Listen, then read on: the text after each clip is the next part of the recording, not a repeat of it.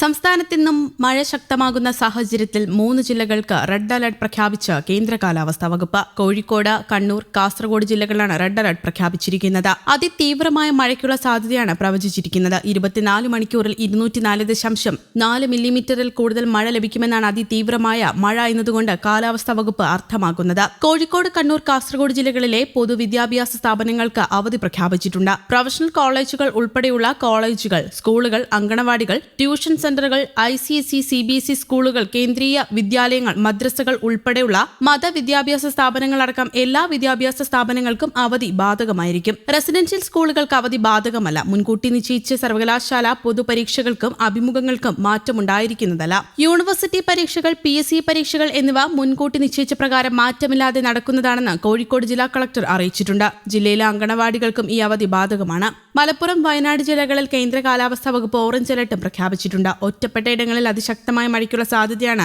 പ്രവചിച്ചിരിക്കുന്നത്. കേരളത്തിൽ ഒറ്റപ്പെട്ട ഇടങ്ങളിൽ നാളെ വരെ മണിക്കൂറിൽ 40 മുതൽ 50 കിലോമീറ്റർ വരെ വേഗതയിൽ ശക്തമായ കാറ്റിന് സാധ്യതയുണ്ടെന്നും കേന്ദ്ര കാലാവസ്ഥാ വകുപ്പ് അറിയിച്ചു. വടക്കൻ കേരളത്തിലാണ് മഴ ഏറ്റവും കൂടുതൽ നാശം വിതയ്ക്കാൻ സാധ്യതയുള്ളത്. കോഴിക്കോട്, കണ്ണൂർ, കാസർഗോഡ് ജില്ലകളിൽ കാലാവസ്ഥാ വകുപ്പ് റെഡ് അലർട്ട് പ്രഖ്യാപിച്ചതും ഈ പശ്ചാത്തലത്തിലാണ്.